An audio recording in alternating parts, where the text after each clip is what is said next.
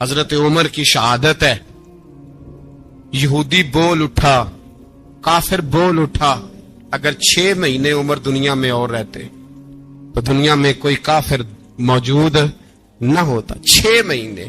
اور جب اس بطل جلیل کا جنازہ اٹھا, اللہ بخاری پڑھیے نا, اللہ مرزقنا شہادت فی سبیلک, اللہ بسترے کی موت نہ دینا, شہادت کی دینا.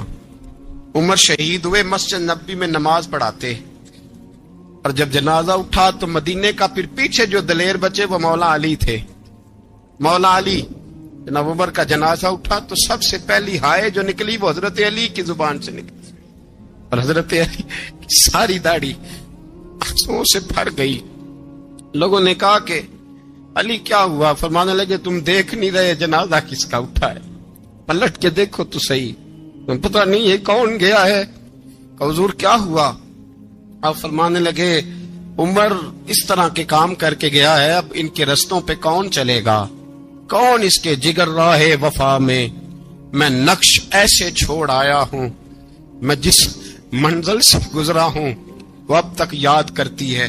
حضرت علی حضرت عمر کے جنازے پہ کھڑے ہو کے کہتے ہیں اللہ مجھے اس طرح کے عمل کرنے کی توفیق دے جس طرح کے عمر کر کے گیا. میرے بھائی, بطل عزیز, بطل حریت حضرت عمر رضی اللہ تعالیٰ عنہ, جو اپنی زندگی انقلاب والی گزار کے گئے. عمر جب دنیا سے گئے تو 80 دینار کا قرضہ تھا, 22 لاکھ مربع میل کا حکمران, اور اپنے بیٹے سے کہنے لگے بیٹے کوشش کرنا تیرے خاندان والے مل کے میرا قرضہ اتار دے, میری قبر پہ بوجھ نہ رہے, اور اگر خاندان والے مدد نہ کریں تو میرے دوستوں سے بات کرنا, وہ مدد نہ کریں تو پھر علی سے بات کرنا. ان کا پیار آپس میں اتنا, اور تو اختلاف ثابت کر رہا. 80 دینار کا قرضہ چھوڑ کر حضرت عمر دنیا سے گئے, اور جاتی دفعہ کہہ گئے میرے بعد میرے بچوں کو حکومت کے مشورے میں بھی شامل نہ کرنا, حکومت کے مشورے میں بھی میری اولاد شامل نہ ہو. اتنا بڑا شخص اتنا بڑا رنگ دے کے 1 محرم کو جب عمر فاروق کا وصال ہوا تو بیٹے سے کہنے لگے اماں عائشہ سے جا کے کہو میرا بھی نبی پاک کے روزے میں دفن ہونے کو دل کرتا ہے. ایک قبر کی جگہ ہے اماں جی نے اپنے لیے رکھی ہے, بخاری یا بخاری. حضرت عائشہ کے پاس صاحبزادے گئے, کہنے لگے اماں جی عمر کو زخم لگ گیا ہے, حالت بڑی پریشانی والی ہے. وہ کہتے ہیں اگر اماں اجازت دیں. سید عائشہ رو پڑی, فرمانے لگی کہ وہ اپنی قبر کی جگہ تو نہیں نہ کسی کو دیتا, پر عمر نے کمال ہی بڑا کیا, اسے کہو جاؤ گنبد خضرا میں قیامت تک جو مصطفیٰ پہ اور ابو بکر پہ سلام پڑے گا وہ تجھ پہ بھی سلام پڑھ کے جائے گا, جاؤ میں نے جگہ دی. اعلیٰ حضرت فاضل بریلوی رحمت اللہ علیہ فرماتے ہیں وہ عمر جس کے آداب شیدا شکر, اس خدا دوست حضرت پہ لاکھوں سلام, اس خدا دوست حضرت پہ. آپ یقین کریں ممبر پہ بیٹھا ہوں, حضرت عمر کا جب نام لیتا ہوں تو میرے وجود کے رونگٹے کھڑے ہو جاتے ہیں. حضرت عمر کی زندگی جب پڑھتا ہوں تو لگتا ہے خدایا ایسے شخص بھی دنیا میں آئے. کہ حضرت عمر رضی اللہ تعالیٰ عنہ کا آج یوم شہادت ہے. میرا تو دل کرتا تھا کہ فجر سے باتیں شروع ہوں اور سارا دن ہی عمر کی باتیں ہوتی رہیں, سارا دن جناب عمر کی باتیں, سارا دن. اس لیے کہ ذکر جناب عمر کا ہوگا پر راضی اللہ کے رسول ہوں گے. میرے رسول پاک علیہ السلام سب کے لیے ہی دعا مانگتے ہیں نا, حضور کی دعا عام ہے, لیکن مصطفیٰ کریم نے کعبے کا غلاف تھام لیا اور غلاف کعبہ کو حضور نے سینے سے لپٹایا اور سینے سے چمٹا کے کہا اللہ میں نے تو کبھی سوال ہی زیادہ نہیں کیے, میں کرنے آیا ہوں, مجھے عمر دے دے, عمر دے دے. حضور نے مانگ کے لیا. اور پھر جب جس کو حضور مانگے اللہ سے, حضرت عوف بن مالک اشجعی ایک صحابی ہیں, حضرت عوف بن مالک رضی اللہ تعالیٰ عنہ فرماتے ہیں کہ جناب ابو بکر صدیق کا زمانہ تھا تو میں نے خواب دیکھا, میں نے خواب میں جناب عمر کو دیکھا, اور میں نے دیکھا کہ کوئی کہنے والا کہہ رہا ہے کہ عمر وہ ہے کہ اللہ کے رستے میں کوئی اسے جتنا مرضی برا بھلا کہے یہ پرواہ نہیں کرتا. کس کے رستے میں؟ بولے سارے. اس کا مطلب ہے اللہ کے رستے میں لوگ برا بھلا بھی. قرآن مجید نے کہا وَلَا يَخَافُونَ لَوْمَةَ لَائِمٍ, کچھ لوگ ایسے ہیں جو برا بھلا کہنے والوں کی پرواہ نہیں کرتے. اور دوسری بات میں نے یہ دیکھی کہ عمر خلیفہ بنے گا، اور تیسری بات میں نے خواب میں یہ دیکھی کہ عمر شہید بھی کیا جائے گا، عمر شہید بھی ہوگا۔ یہ میں نے 3 باتیں خواب میں دیکھی۔ فرماتے ہیں میں نے آ کے خواب حضرت ابو بکر صدیق کو سنائی، وہ خلیفہ تھے۔ وہ کہنے لگے ٹھہر جا، میں عمر کو بلاتا ہوں، اس کے سامنے دوبارہ سنانا، اس کے سامنے۔ فرماتے ہیں میں نے بلایا حضرت عمر فاروق کو، آ کے بیٹھے، خواب شروع ہوا۔ کا ایک بات تو میں نے یہ دیکھی کہ آپ ملامت کرنے والے کی پرواہ نہیں کرتے، دوسرا آپ خلیفہ بنے گے۔ جناب عمر کہنے لگے چپ کر، ابو بکر کے سامنے ہی کہہ رہا ہے، چپ کر، خلیفہ کے سامنے ہی کہہ رہا ہے۔ حضرت ابو بکر صدیق کہنے لگے عمر اسے کہنے دو، مجھے لگتا ہے رب کی رضا یہی ہے کہ میرے بعد اگر مصطفیٰ کا منبر ملے تو عمر کو ہی ملے، اسے کہنے دو، کہنے دو۔ حضرت عمر رضی اللہ تعالیٰ عنہ کو تیسری بات کہی۔ حضرت عوف بن مالک نے کہا آپ شہید کیے جائیں گے، میں نے خواب دیکھی ہے۔ نیک لوگوں کے خواب بڑی حد تک سچے ہوتے ہیں۔ کہا میں نے خواب دیکھی ہے۔ تو حضرت عمر کہنے لگے شہید تو دلیر لوگ ہوتے ہیں، شہید تو دلیر، جسے سارا زمانہ دلیر کہہ رہا ہے وہ اپنے بارے میں کیا کہہ رہا ہے؟ کہتے ہیں شہید تو دلیر، میں تو کاہل سا آدمی ہوں، سست آدمی ہوں، میں تو اتنا کام ہی نہیں کرتا، تو یہ خواب تو نے جو ٹھیک ہے دیکھا ہے نا، پھر سے دیکھنا۔ تو ابو بکر صدیق فرمانے لگے عاجزی نہ کر، انکساری نہ کر، تو جو کہہ رہا ہے ٹھیک کہہ رہا ہے، لیکن مجھے سن کے شکر بھی ہوا ہے اور افسوس بھی ہوا ہے۔ افسوس اس بات کا کہ تیرے جیسا بطل عظیم چلا جائے گا، اور شکر اس بات کا کہ رب تجھے زندگی بھی اعزاز والی دے گا، اور شہادت کی موت دے کے اللہ تجھے موت بھی عزت والی عطا فرمائے گا۔ اللہ موت بھی تجھے عزت والی دے گا، تجھے کاہلوں جیسی موت اللہ۔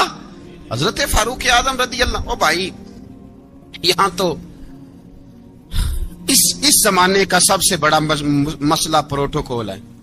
ہم چھوٹے طبقے سے لے کر بڑے سارے پروٹوکول کے قائل ہیں، پر حضرت عمر رضی اللہ تعالی، حضرت عمر کی سادگی اور پھر جناب عمر کی عاجزی، جب انسان اپنے اوپر سوار کر لیتا ہے نا، سوار کر لیتا ہے، میں بدکار پرانا خادم، کسے در ملی نٹ ہوئی، تے واصف یار نے نظر جو کی تھی تے واصف ہی ہو۔ میں اکثر سوچتا ہوں حضور نے جہاں بھی کہا نا، فرمایا میرے بعد نبی ہوتے تو خطاب کے بیٹے عمر ہوتے۔ حضور نے فرمایا عمر جس رستے سے جاتا ہے شیطان وہ رستہ بدل جاتا ہے۔ نبی پاک صلی اللہ علیہ وسلم نے فرمایا میرا عمر وہ ہے کہ اس کی زبان پر حق جاری ہے۔ حضور علیہ الصلوۃ والسلام نے فرمایا 950 سال حضرت جبریل میرے عمر کی شان بیان کریں تو ان کی عظمت ختم نہیں ہوتی۔ 950 سال جبریل عظمت بیان کرے تو ختم نہیں ہوتی۔ یہ بات ہے حضرت عمر کی، اور فرمایا عمر ابو بکر کی نیکیوں میں سے ایک نیکی ہے، یہ شان ہے اب عمر فاروق رضی اللہ تعالیٰ عنہ کی۔ حضور نے فرمایا میرے بعد نبی ہوتے تو عمر ہوتے، جس گلی سے عمر آئے شیطان رستہ بدل جائے۔ میرے عمر فاروق کی شان 950 سال بیان ہو تو ختم نہ ہو۔ عمر کی زبان پر اللہ حق بیان کرتا ہے، جو عمر کہتا ہے وہی رب کر دیتا ہے۔ حضور ساری زندگی فضیلتیں بیان کرتے رہے، عمر جواب میں کیا کہتے ہیں؟ کوئی بتائے نا کہ یہ والی حدیثیں کبھی عمر نے بھی روایت کی ہوں کہ حضور نے میرے بارے میں یہ کہا ہے۔ یہ روایتیں وہ روایت نہیں کرتے، ان سے جب لوگ کہتے عمر تیری بڑی بات ہے تو عمر رو پڑتے، کہتے میں تو اونٹ چرانے والے باپ کا بیٹا ہوں، میں تو اونٹ چرانے والے باپ کا بیٹا، اونٹ چرا۔ اس سے آگے عمر گئے ہی نہیں ساری زندگی، اس سے آگے لفظ ہی نہیں ادا کی۔ اور میں تو بھائی اونٹ چرانے والا، میرا باپ تو اونٹ چرایا کرتا تھا، 10 اونٹ تھے، میری ڈیوٹی ہوتی تھی، سنبھالے نہیں جاتے تھے، ابا ڈنڈوں سے مارتا تھا۔ ساری زندگی عمر حج کرنے گئے، ایک خشک تنا کھجور کا عمر فاروق رضی اللہ تعالیٰ عنہ نے اس کو اپنے کلاوے میں لیا، رونے لگے۔ لوگوں نے کہا عمر کیا ہوا؟ فرمانے لگے یہاں میں اونٹ چرایا کرتا تھا، یہاں میں اونٹ چراتا تھا، 10 اونٹ سنبھالے نہیں جاتے تھے۔ دیکھو رسول اللہ کی شان، آج ساری امت چلانے کا طریقہ عطا فرما دیا ہے، ساری نظریے سے پیار۔ یار پیسہ کس کو برا لگتا ہے؟ سارے صحابہ مل کے آئے، کہنے لگے عمر فاروق سے کہنا ہے نبی پاک کے زمانے میں تو ظاہراً غربت تھی، ابو بکر کے دور میں بھی غربت تھی، اب تو بڑا مال ہے۔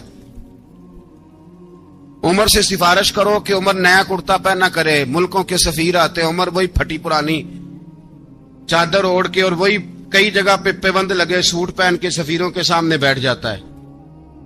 عمر کو مشورہ دو, طے ہو گئی بات. سب نے جب مشورہ دے لیا تو سارے کہنے لگے یہ بتاؤ شیر کی مونچھ کو ہاتھ کون لگائے گا؟ کہنا کس نے ہے؟ بندہ بھی تو ڈھونڈو نا. نے کہا جناب میرا یہ خیال ہے کہ مولا علی شیر خدا کہیں گے, کیونکہ جس شخص کی عمر کو سب سے زیادہ حیا کرتے دیکھا وہ شیر خدا مولا علی ہے رضی اللہ تعالی علی کہیں گے. اس لیے کہ جناب علی تو کئی دفعہ جب گفتگو کرتے تھے تو حضرت عمر چپ کر جاتے تھے اور فرماتے تھے علی نہ ہوتا تو میں ہلاک ہو جاتا. تو کہا علی سے کہو. جناب علی شیر خدا کو بلایا. کس کام کے لیے جی؟ اللہ اکبر. یہ ذرا آپ نے اس دور پہ اس بات کو ذرا لاکا جناب ان سے کہیں کہ زیادہ نہیں, ایک کرتا نیا پہن لے. سفیر آتے ہیں, وزیر آتے ہیں تو ایک کرتا نیا پہن لے. حضرت علی کو بلایا. آپ فرمانے لگے کوئی اور بات ہوتی تو میں کہہ دیتا, یہ والی میں نہیں کہہ سکتا. کوئی اور ہوتی تو میں عمر کو کئی دفعہ کہہ دیتا ہوں, جلال میں بھی تو سن, یہ والی میں نہیں کہہ سکتا. میں تمہیں ایک مشورہ دیتا ہوں. کہ وہ کیا؟ کہنے لگے سید عائشہ صدیقہ سے کہو, وہ مومنوں کی ماں ہیں, عمر ٹالے گا نہیں. اماں جی سے جا کے کہا اماں جی نیا کرتا عمر سے کہیں پہن لیں. وزیر آتے ہیں, بڑے بڑے لوگ, تو چلو کوئی عرض نہیں. اماں جی نے کہا اچھا کوئی بات نہیں, میں بلا لیتی ہوں. جناب عائشہ نے پیغام بھیجا. جب خادم نے کہا نا مصطفیٰ کے گھر سے پیغام آیا ہے, تو 20 لوگ بیٹھے تھے. عمر کانپتے ہوئے اٹھے, کانپتے دوڑے. حضرت عائشہ پردے میں تھی تو فرماتی ہیں عمر اتحیات کی حالت میں بیٹھ گئے. کہا اماں جی دیر تو نہیں ہو گئی مجھے آنے میں؟ کہا نہیں ٹائم پہ آ گئے ہو. کس لیے بلایا تھا؟ کہا عمر دیکھو غربت کے معاملات اور ہوتے ہیں, جب اللہ آسانی دے تو کوئی چیز استعمال کرنا حرام نہیں ہوتی, اگر حرام ہے تو بتاؤ. کہا نہیں اماں جی حلال ہی ہے. تو فرمایا پھر اتنے سفیر آتے ہیں, مشیر آتے ہیں, اب تو مال غنیمت بڑا آتا ہے, ڈھیر لگ جاتے ہیں مسجد میں, تو چل ایک نیا کرتا تم بھی پہن لیا کرو. اور آپ نیا کرتا پہنو گے تو دھاک بیٹھے گی غیروں پر. تو صحابہ کا مشورہ ہے کہ آپ نیا لباس پہنے. اماں جی کہتی ہے میں نے حکم دیا تو عمر چپ کر گئے, گردن جھک گئی. تھوڑی دیر کے بعد سیدنا عمر فاروق نے سر اٹھایا تو داڑھی پہ آنسو گر رہے تھے, رو پڑے. کہنے لگے پاک محبوب کی پاک بیوی جیسے حکم کرتی ہو میں حاضر ہوں, پر مجھے وہ والا لباس پہنانا جو میرے مصطفیٰ نے پسند فرمایا ہے. اگر یہ رنگ رسول پاک کا ہے تو میں حاضر ہوں, اور اگر نبی پاک کا نہیں تو پھر جیسے آپ حکم کریں. جناب عائشہ کہتے ہیں عمر روئے تو میں زیادہ روئی, میرا پلو بھیگ گیا آنسوؤں سے. میں نے کہا عمر آپ جائیے. عمر یوں نکلے تو جو صحابہ کھڑے تھے وہ کونے میں تھے, سارے آ گئے. کہا اماں جی کیا بناؤ؟ فرمایا بھائی تم سب جو باتیں کہتے ہو وہ اپنی جگہ ٹھیک ہیں, پر عمر جو بات کرتا ہے وہ سب سے زیادہ ٹھیک ہے. عمر جس پہلو پر بات کرتا ہے وہ یار ایسی عاجزی, ایسا رنگ, ایسا انداز, ایسا طرز حیات, ایسی زندگی. اولاد کے معاملے میں لوگ بزدل ہو جاتے ہیں, بزدل. پر حضرت عمر کا بیٹا مصر گیا, وہاں سے کمائی کر کے لایا, تجارت کرنے گیا, لاکھوں کا مال. کون سا باپ ہے دنیا میں جس کا بیٹا بعد سے پیسے لے کے آئے تو ابا تفصیل پوچھے کہ بیٹا کہاں سے کمائے, کہاں سے لایا, کتنے ملے, کیوں آئے؟ کون سا باپ تفصیل پوچھتا ہے؟ ابا تو کہتا ہے لا صحیح, اور تعریفیں کرتا ہے میرا بیٹا بڑی کمائی کرتا ہے. کبھی پوچھا ہے اس سے کہ ڈیوٹی صحیح دیتا ہے کہ نہیں؟ کبھی پوچھا ہے کہ تو ایمانداری کی روزی لاتا ہے کہ حرام کی کماتا ہے؟ یہ باپ کی ذمہ داری ہے, یہ اماں کی ذمہ داری ہے. پھر کہتا ہے بیماری کیسے آ گئی, پریشانی کیسے آ گئی؟ تو نے کبھی سوال کیا اپنی اولاد سے؟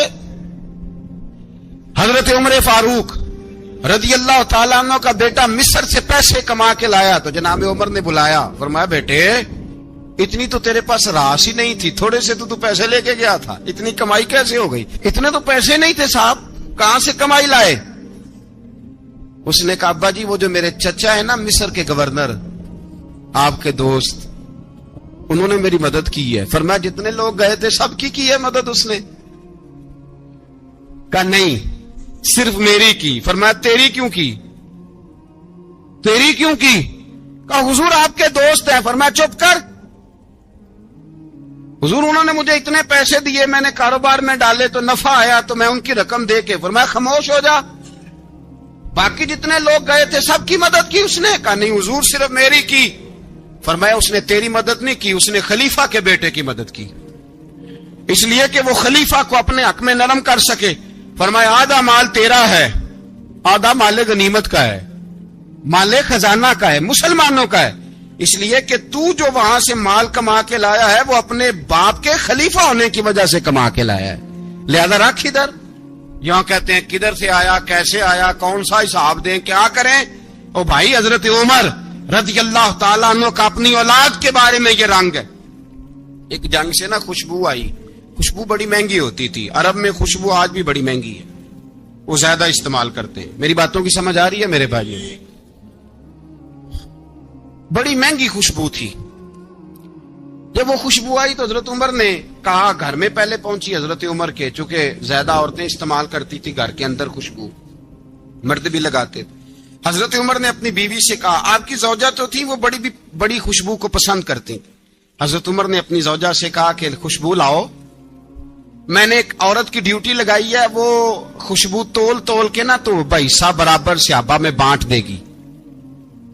تو آپ کی زوجہ کہنے لگی کسی بی بی کی ڈیوٹی لگانے کی کیا ضرورت تھی, میں جو موجود تھی میں بانٹ دیتی ہوں تول کے حصہ برابر. آپ نے فرمایا نہیں تو رہنے دے, فلانی بی بی بانٹے گی. حضور میں نے بھی بانٹنی ہے, میرے پہ کچھ حق ہے؟ آپ نے فرمایا نہیں, تو تفصیل نہ پوچھ, تو خوشبو دے دے, کوئی اور بانٹے گی. خاتون خانہ تھی نا, کہنے لگی نہیں مجھے بھی آج آپ کو بتانا ہی پڑے گا کہ کوئی جو بانٹ سکتی ہے تو میں کیوں نہیں بانٹ سکتی. زوجہ کہتی عمر نے بات کی تو میری چیخیں نکل گئیں. حضرت عمر فرمانے لگے جب تو خوشبو بانٹے گی نا تیرے ہاتھوں کو بھی لگے گی, تیرے دوپٹوں کو بھی لگ جائے گی. اگر رب کریم نے مجھ سے سوال پوچھا کہ عمر خوشبو تو مسلمانوں کی تھی, تیری بیوی کے دوپٹے کو کیوں لگ گئی, تو میں اللہ کے حضور کیا جواب دوں گا؟ اگر اللہ نے یہ سوال کیا کہ تیری بیوی نے کیوں لگائی, وہ تو حصہ تھا مسلمانوں کا, تو نے تیری بیوی نے کیوں لگائی؟ تو فرمایا میں نہیں چاہتا کہ اللہ کے حضور مجھے اور تجھے باز پرس ہو, لہذا کسی اور کو بانٹنے دے. زوجہ روئی اور تڑپ کے کہنے لگی عمر مجھے لگتا ہے صبح قیامت بھی تیری بیوی ہونے کی وجہ سے اللہ مجھے جنت عطا فرما دے گا, تیری زوجہ ہونے کی برکت سے. بھائی یہ معیار رکھا, خدا کی قسم ایسا شخص تاریخ میں دوبارہ نہیں آیا. اتنا بڑا آدمی, اتنا بڑا شخص, اتنا بڑا آدمی, اور پھر رنگ یہ ہے کہ عمر 22 لاکھ مربع میل کا حکمران, 22 لاکھ, اور کھجور کے درخت کے نیچے مٹی کا ڈھیلا لے کے سو گئے ہیں, پرواہ کوئی نہیں, کوئی مسئلہ ہی نہیں. 2 غلام ساتھ بیٹھے تو ایک روٹی حضرت عمر نے گھر سے منگوائی, تھوڑا سا سرکہ, تو غلام کہنے لگے ہم نے بھی کھانی ہے. فرمایا کوئی حرج نہیں, روٹی کو پیٹ بھر کے کھانا ضروری تو نہیں, 3 حصوں میں بانٹ لیتے ہیں. ایک آدمی آیا ہوا تھا مصر کا رہنے والا ملنے کے لیے, اس نے پوچھا عمر کدھر ہیں, تو کہا وہ ادھر جاؤ مسجد میں بیٹھے ہوں گے. اور واپس آیا تو کہنے لگا وہاں تو 3 غلام بیٹھے ہیں, ایک روٹی بانٹ کے کھا رہے ہیں, لگتا ہے کئی دنوں سے روٹی نہیں ملی. کہا 3 غلام تو کوئی نہیں, وہاں 2 ہی تھے, تیسرے تو امیر المومنین تھے. اس نے کہا نہیں 3 غلام ہیں, کپڑے بھی ایک طرح کے پہنے ہوئے, بلکہ 2 کے تو پھر صحیح ہیں, تیسرے کے تو زیادہ ماڑے ہیں. کپڑے بھی ایک طرح کے, کھانا پینا بھی ایک طرح کا, اور ان کا نشست برخاست بھی ایک طرح کی ہے, لہذا کوئی فرق نہیں. حضرت ابو ہریرہ کہتے ہیں میں لے کے آیا, اور جناب عمر کو جب میں نے کچی زمین میں تامت سمیٹ بیٹھے دیکھا تو میں رو پڑا. میں نے اس مصر سے آنے والے کو کہا تو اس کے جلوے دیکھ, اگر اس کی ذات میں اتنا حسن ہے تو محمد عربی کا مقام کیا ہوگا. یہ مقام غور ہے, مقام غور. ایک آدمی کو آپ نے دیکھا آنکھوں سے نابینا ہے اور بھیک مانگ رہا ہے, تو حضرت عمر کو نظر آ گیا. فرمایا کون ہو؟ اس نے کہا میں یہودی ہوں. فرمایا بھیک کیوں مانگتے ہو؟ کہا جب تک تندرست تھا مسلمانوں کو جزیہ دیتا تھا, بوڑھا ہو گیا ہوں کیا کروں. حضرت عمر نے گھوڑے کی پشت پہ بٹھایا, کافر کو گھوڑے کی پشت پہ بٹھایا اور بٹھا کے مدینے لائے. حضرت علی شیر خدا وزیر خزانہ تھے, فرمایا علی اس کا وظیفہ جاری کرو. کہا یہ کون ہے؟ فرمایا یہ یہودی ہے، لیکن یہ ہمیں جزیہ دیتا رہا، بوڑھا ہو گیا بیچارہ، بھیک مانگنے پہ مجبور ہے، ہماری حکومت کے اندر رہتا ہے، اس کا پورا وظیفہ جتنا خرچہ اتنا وظیفہ لگاؤ۔ حضرت علی کہتے ہیں میں وظیفہ لگا رہا تھا اور وہ میرے نبی کا کلمہ پڑھ رہا تھا، وہ رسول اللہ کا کلمہ پڑھ رہا تھا۔ یہ مزاج، یہ نہیں کہ کافر۔ حضرت عمر نے گورنروں کو خط لکھے تھے کہ زبردستی کسی کو مسلمان نہیں کرنا، جہاں ان کی عبادت گاہیں بنی ہو گرانی نہیں، کوئی مندر کوئی گرجا ضائع نہیں کرنا، بات دور نکل جائے گی۔ اور میں اپنے مضمون پہ رہتا ہوں، اہل بیت کا پیار اگر سکھایا ہے تو جناب عمر نے سکھایا ہے رضی اللہ تعالی عنہ۔ امام حسن ملنے، آپ یقین کریں میں جب اس واقعہ کو پڑھتا ہوں تو میرا دل جھوم جاتا ہے، میں کہتا ہوں یار ڈاٹا ہونا اپنی جگہ پہ، عشق ہونا اپنی جگہ پہ، انسان کا باوقار ہونا اپنی جگہ، جہاں کھڑے ہونا تھا وہاں یہ کھڑے ہوتے تھے، اور جہاں جھکنا تھا وہاں یہ ان لوگوں میں اقبال نے کہا تھا تیری نگاہ ناز سے دونوں مراد پا گئے، عقل غیاب و جستجو، عشق حضور و اضطراب۔ جہاں اگر آیا ہے سامنے کیسر و کسرا تو عمر جیسا دلیر کوئی نہیں، اگر سامنے آیا ایران کا بادشاہ تو عمر جیسا تگڑا کوئی نہیں، اگر آیا ہے سامنے غسان کا بادشاہ تو عمر جیسا عادل کوئی نہیں، لیکن اگر علی کا بیٹا آیا ہے، اگر فاطمہ کے لال پارے آئے ہیں تو پھر فاروق اعظم سے جیسا محب کوئی نہیں، پھر ان سے جیسا پیار کرنے والا کوئی نہیں۔ اندر بیٹھے ہیں جناب عمر، اندر تنہائی میں کچھ وزیروں سے گفتگو ہو رہی ہے، میٹنگیں جاری ہیں۔ آپ کے بیٹے ملنے آئے جناب عبداللہ ابن عمر، ابا جی ملنے آئے، بات ٹھہرو بات کر رہا ہوں، کوئی نہ اندر آئے۔ صاحب زیادہ باہر کھڑا ہے، تھوڑی دیر گزری تو امام حسن بھی آ گئے۔ کون آئے؟ آپ کو جو ملے گا امام صاحب کا نام لینے سے، وہ سردار ہیں جنتی۔ کون آئے؟ سارے بولیے امام حسن، تیری نسل پاک میں ہے بچہ بچہ نور کا، تو ہے نے نور تیرا سب کرانا۔ امام حسن آئے تو حضرت عبداللہ ابن عمر کو دروازے پہ کھڑے دیکھا، کہا امیر المومنین کہاں ہیں؟ کہنے لگے حضرت عمر کے بیٹے۔ کہنے لگے وہ اندر بیٹھے، کچھ میٹنگ ہو رہی ہے اور انہوں نے کہا کوئی اندر نہ آئے، لیکن آپ جانا چاہیں تو چلے جائیں، آپ جانا چاہیں تو، تیری نسل پاک میں ہے بچہ بچہ نور، آپ جانا چاہیں تو چلے جائیں۔ تو انہوں نے کہا جب آپ باہر کھڑے ہیں تو مجھے کوئی اتنا ضروری کام نہیں، اور ابھی زور کی نماز تھوڑی دیر میں ہوگی، میں مسجد میں مل لوں گا امیر المومنین سے۔ یہ بات کہہ کہ امام حسن چلے گئے۔ یار اتنی بڑی بات نہیں تھی، اتنی بڑی بات نہیں تھی۔ تو میرے استادوں کا بیٹا بھی آئے تو کہا ٹھیک ہے جی وہ سوئے ہوئے ہیں، تو کوئی غرض نہیں یار میں ٹھہر کے آ جاؤں گا، کوئی بڑی بات نہیں تھی، دیکھا جائے تو بڑی بات نہیں تھی، پر بات بہت بڑی تھی، اس لیے کہ یہ خالی حسن نہیں، یہ حسن ابن علی ہے، یہ حضرت فاطمہ کے لخت جگر۔ حضرت عمر باہر نکلے، عبداللہ ابن عمر سے پوچھا کوئی آیا تو نہیں؟ تو کہا حضور امام حسن آئے تھے۔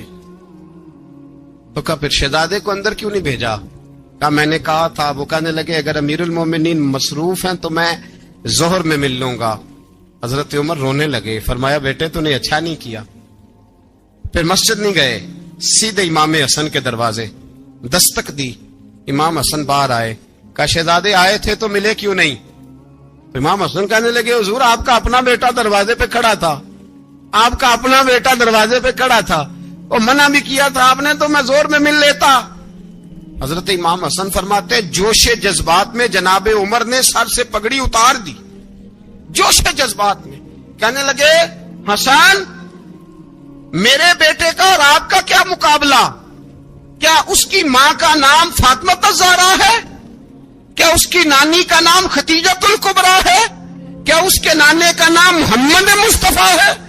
آپ کا اور اس کا کیا مقابلہ؟ پھر رو پڑے اور کہنے لگے بیٹے میں مکے کے صحراؤں میں اونٹ چرایا کرتا تھا، یہ جو میرے سر پر عزت کے بال ہیں یہ تیرے نانے کے اگائے ہوئے، میں مکے کے خبردار شہزادے خبردار۔ او بھائی اہل بیت نبوت کے ادب کا رنگ اگر سکھایا ہے تو سیدنا عمر نے سکھایا ہے۔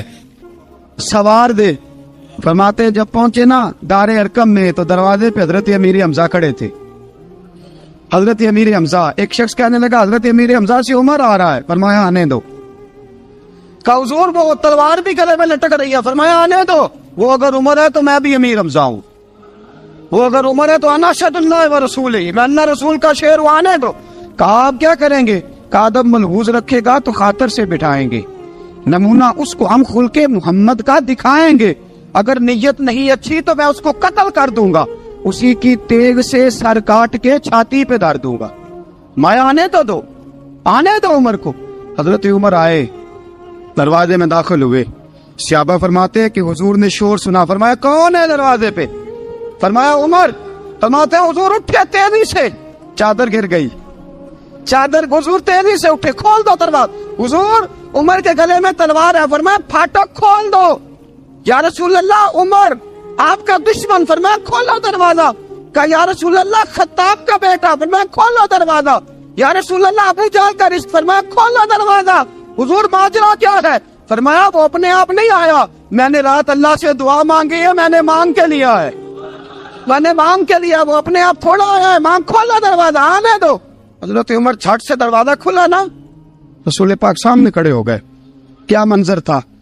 अबू बकर फरमाते हैं तुम्हें क्या बताएं क्या मंजर था? हजरत अरकम फरमाते हैं तुम्हें क्या बताएं क्या मंजर था?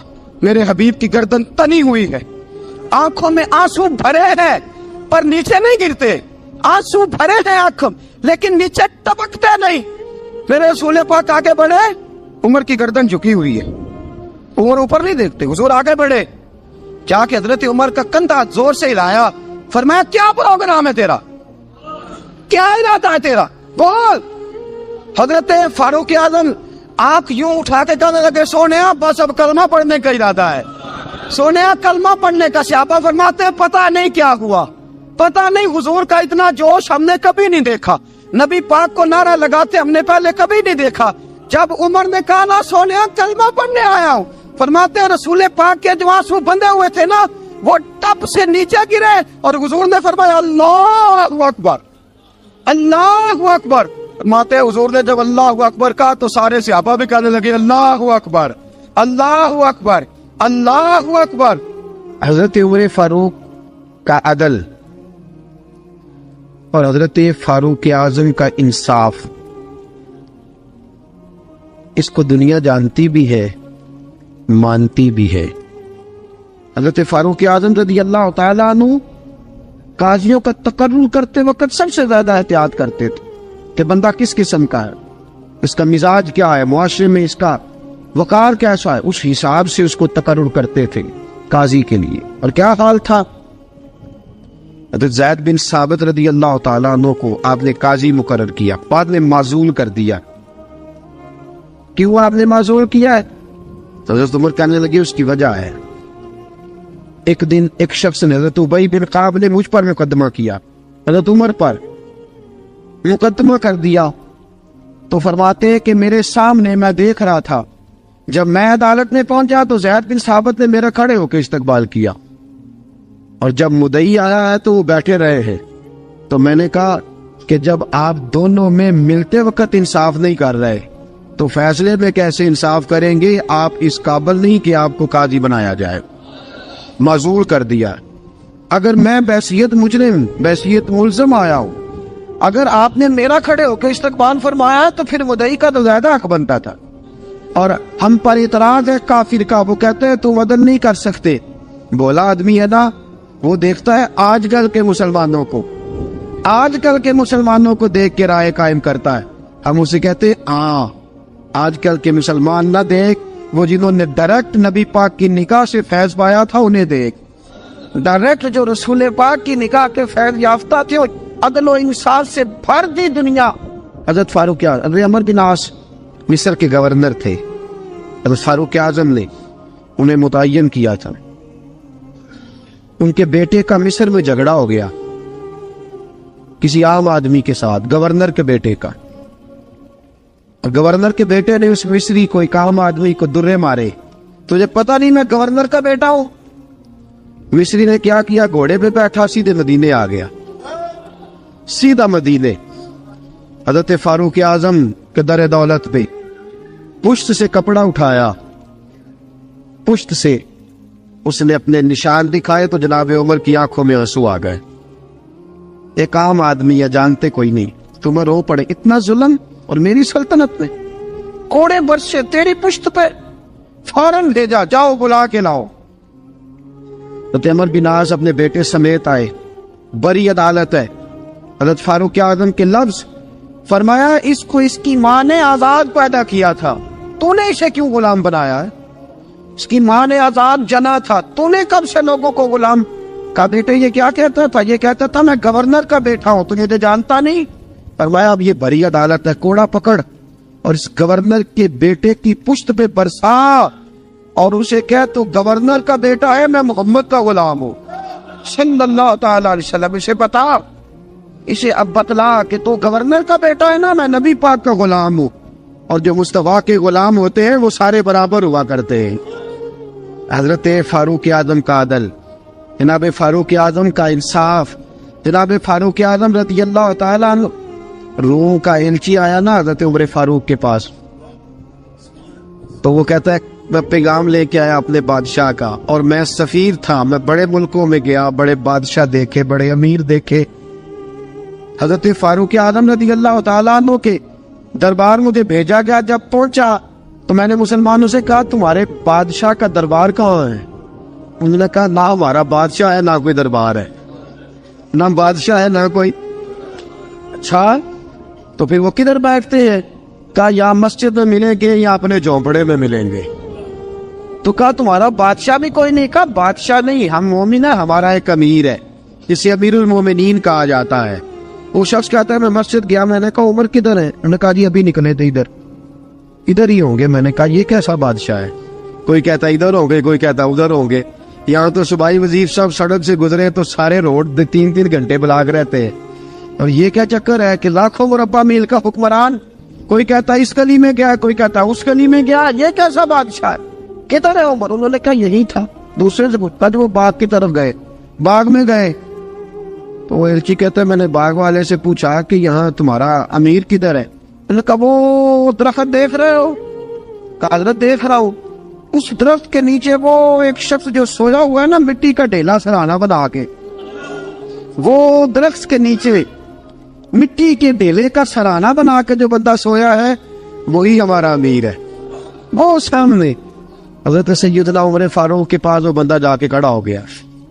वो कहता है कि पसीना गिर गिर के ना मिट्टी के ढेले पे गारा बना रहा था, पसीना गिर गिर के मिट्टी का ढेला, वो तर था। हज़रत फारूक आज़म सो रहे थे। कहने लगा मैं 20 और दर्जनों बादशाहों को देख चुका था जिनकी आंखें 10 गन। हज़रत उमर की आंख खुली, तामत समेटी उठ के बैठ गए। किधर आया है?